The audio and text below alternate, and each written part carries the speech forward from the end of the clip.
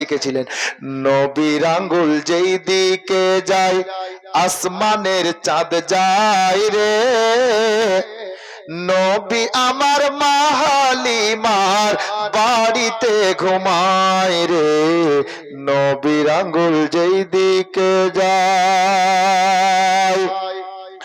মা হালিমা অবাক হয়ে তাকিয়ে দেখেন নবীর দিকে, মা হালিমা অবাক হয়ে তাকিয়ে আছেন নবীর দিকে।